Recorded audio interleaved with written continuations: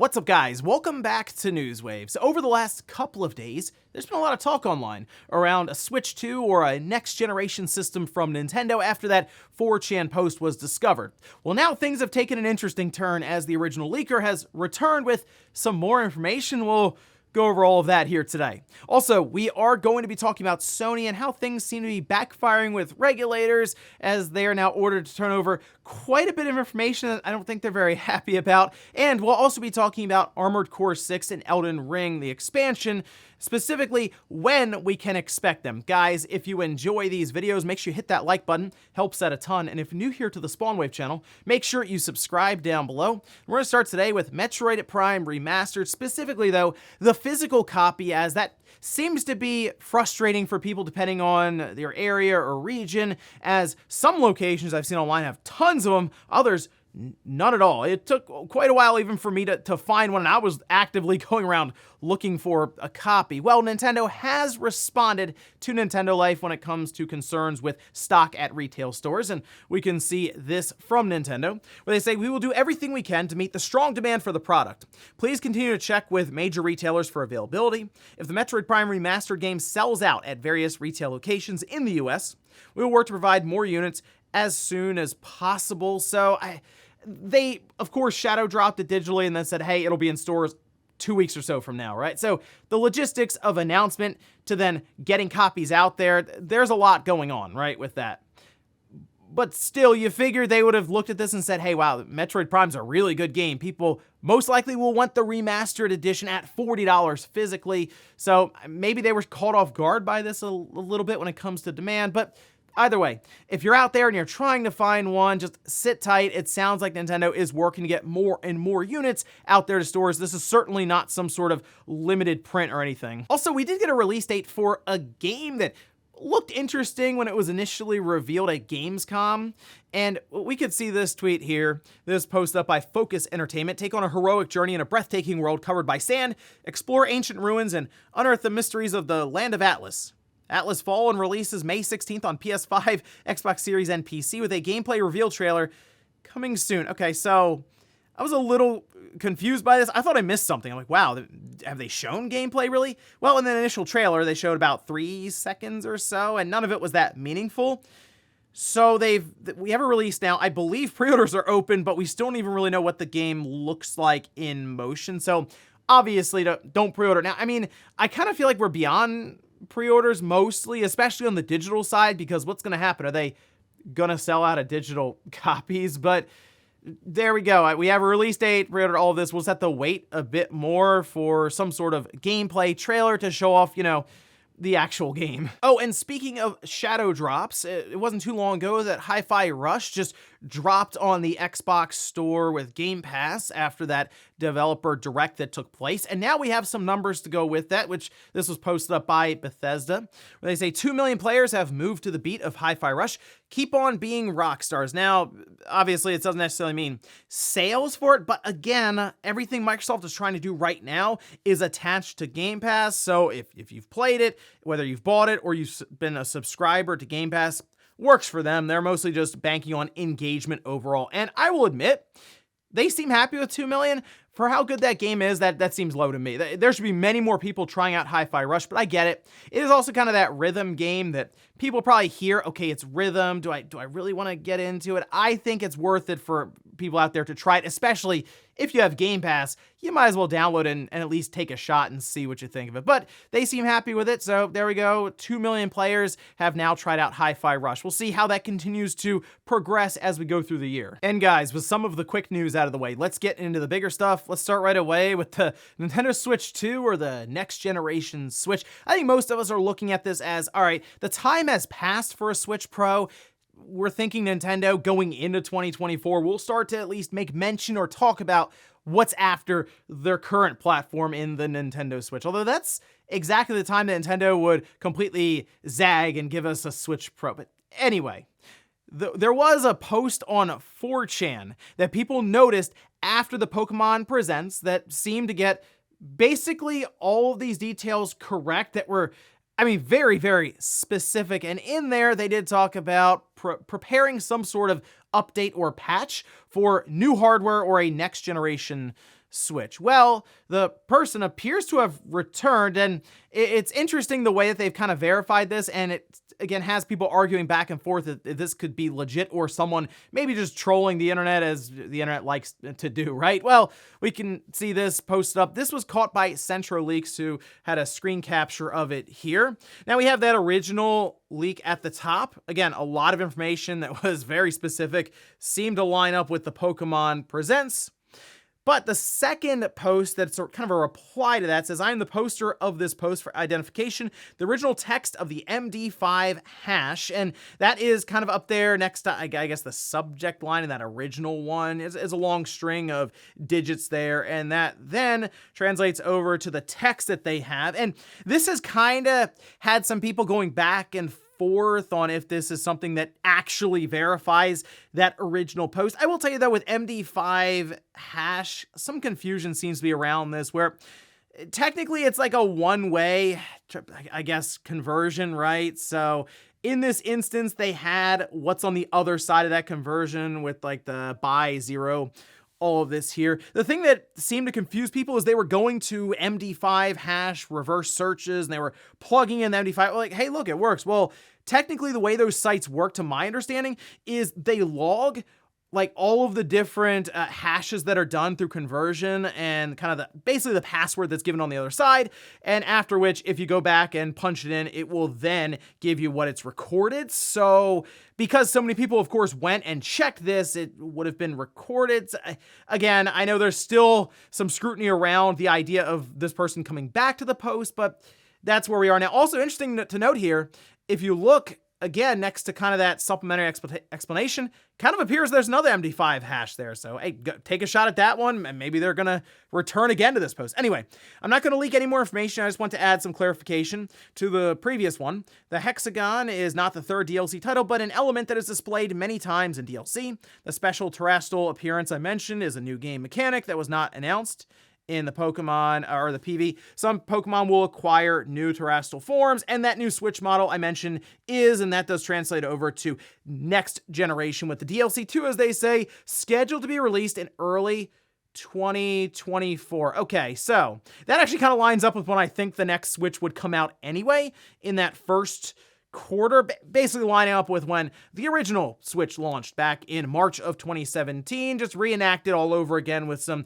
big time software to go along with it in maybe even March of 2024. And while I still remain skeptical of this entire thing, because it does seem odd the way that this has transpired, although we have seen some weird leaks in the past that end up being absolutely correct, but I will say, they didn't really mention anything outlandish in the follow-up. You figure if they could come back and everyone's like on the edge of their seat believing you at this point, you would just say some wild stuff. They didn't really say anything that odd. So again, very straightforward, kind of boring in a sense, just going on to say, yeah, it's next generation, not like a Switch Pro or anything like that. And early 2024, again, it's about what we figure. Although I will say Jeff Grubb has apparently, as he mentioned on his own podcast, rumors starting to fly again behind the scenes. Can't necessarily verify them himself, but he is sort of almost 50-50 on if this new system would even be making it for 2023. Again, I'm sticking with first half of 2024, depending on how Nintendo wants to approach this. But again, another hash being in there, people still kind of checking this thread out.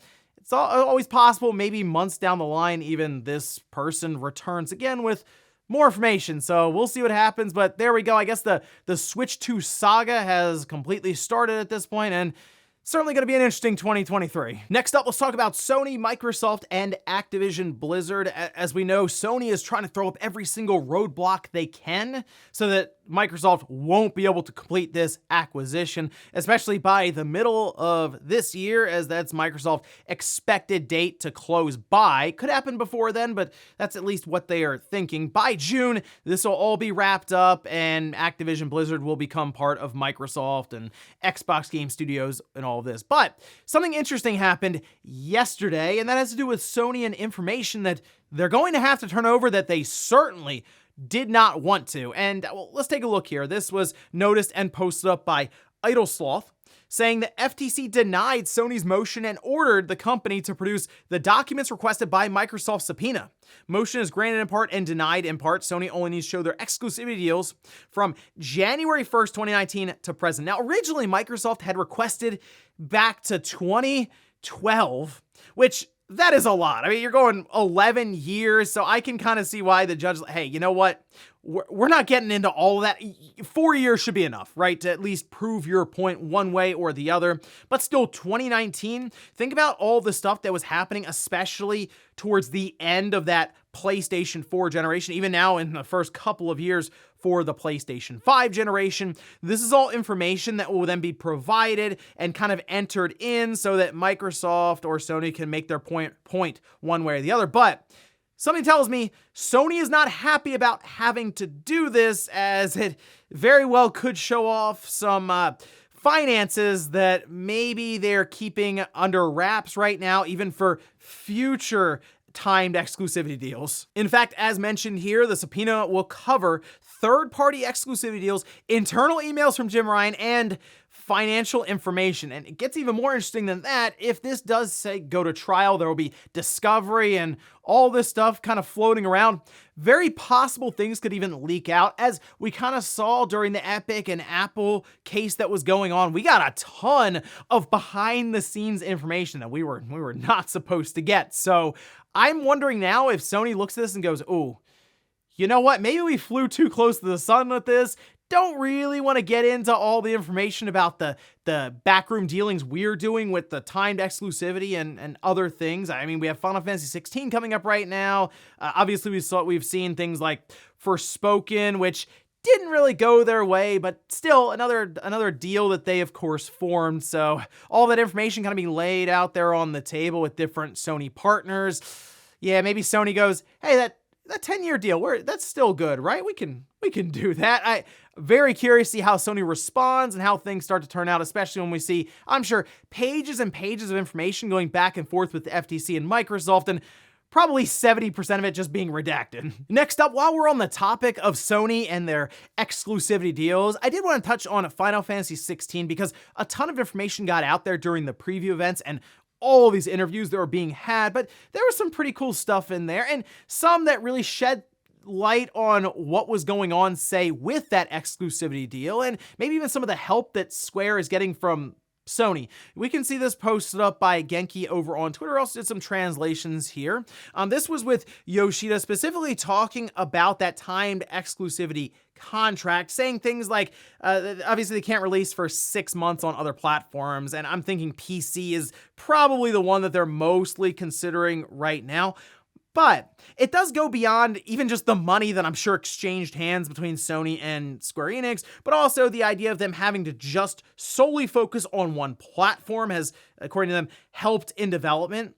And they do say they are getting help from Sony themselves. They say there was a portion where we were developing together with SIE engineers who know the hardware thoroughly, down to the core, and we received generous support in optimization that we could not manage on our own, and so on. And then obviously the global promotions and different things they can do when it comes to marketing with Sony. But the idea of being able to work with engineers who obviously know the system better than anyone has been able to, I guess, get Final Fantasy 16 to that next level, which we can sort of see in the gameplay, the visuals, everything they've shown off so far. Oh, and I do want to make one correction, as yesterday I was talking about Final Fantasy 16 even being on Unreal Engine, and apparently that's not the case. Again, a lot of interviews have happened, a lot of information's gotten out there, and people are speculating this is kind of an engine that the Final Fantasy 14 team has used in the past, with Final Fantasy 14 being heavily modified.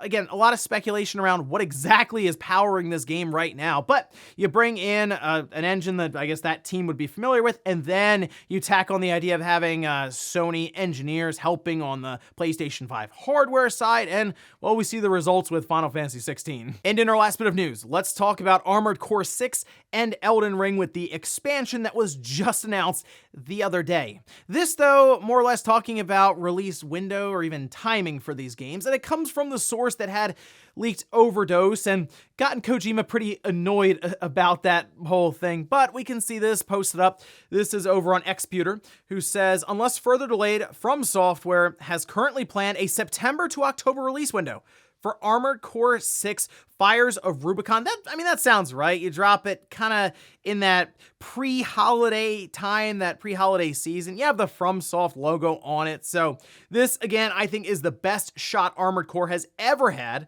And, I am curious to see what exactly FromSoft has learned in the past with a lot of the development they've done on many of their Souls-like games, also kind of translating over somewhat into Armored Core, although they did mention this isn't going to be a Souls-like game, but just development, visual style, all these different things, right? They do say there are more chances for the title to drop by the end of September, and it's been further revealed that the recently announced Shadow of the Erdtree expansion, get this, will launch after Armored Core 6's release. That kind of surprised a lot of people, myself included. I sort of thought the Elden Ring expansion was being revealed. And again, it's an expansion, but I guess it could be pretty sizable. We were thinking it might come out over the summer or something, but if Armored Core 6 would be lined up before that, that would place Elden Ring, the expansion, maybe November.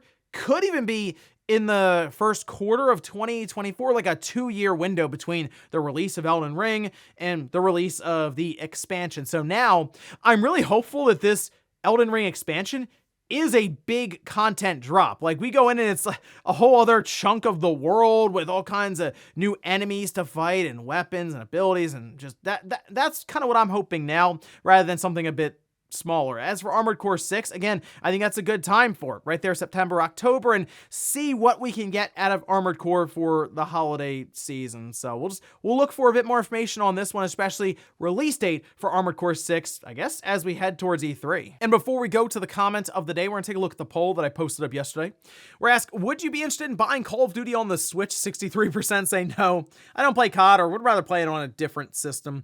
21% say maybe, depends on how it looks, and then 16% said yes, I want portable COD. I would be curious, just for the sake of curiosity, to see how it would run and look on the Switch. I will say this, I would be much more curious about that Call of Duty version if it was just completely different. Like, if they decided, okay, we are going to sit down and make a new kind of Call of Duty for the Switch, yeah, I would definitely be curious and interested enough to pick that one up. I know they want parity, and Microsoft's talked about, there's these, Brad Smith's talked about that, and like what he said, it'll run as we would expect it to run on the Switch. So I guess we'll find out. I'm thinking, let's say this deal goes through in the next 2 or 3 months, 2024 holiday, they'll probably try to get something out there for the current Switch, and maybe even a next-gen system from Nintendo, just if anything, complete the obligation they set out with FTC and regulators. And we'll finish up with the comment of the day, as you're seeing here.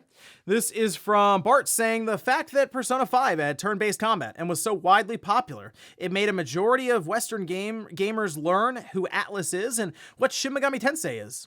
Should send a message to Square Enix that turn-based combat is still popular. Well, I will say this, if Final Fantasy 16 sells like Persona 5, Square Enix will probably be really, really mad. I know Persona 5, great game, obviously, but I think now, even after, when did that come out? It was 2016 in Japan, but it made it like worldwide debut in 2017, because it was part of the 2017 Game of the Year nominations and all this. But since then, so about 6 years, sold 6.5 million copies. I think Square Enix is looking at Final Fantasy 16. They're thinking 10 million in the first year. Like, they're looking big time numbers, and if they did turn-based, they probably feel like they wouldn't be able to reach it. Maybe their roof would be somewhere between Persona 5 and Final Fantasy 15. They want to outsell Final Fantasy 15 with this one. The talent behind it, I'm sure the budget behind it, all these different things in play. They're looking to go big with 16. And ladies and gentlemen, that's going to do it here for Newswave. If you enjoyed this video, guys, hit that like button. If not, hit the dislike. Leave comments down below about everything we talked about here today. Was the whole situation right now around the Switch 2 and Pokemon leaks. Do you think someone is actually working from the inside, putting info out there, or is this a very elaborate troll job? And then also, what about Sony now having to turn over documents around some of their third-party exclusivity deals? Do you think they continue on with this, or do you think at this point Sony's looking to sign a deal? Thanks guys for watching, and I'll see you next time.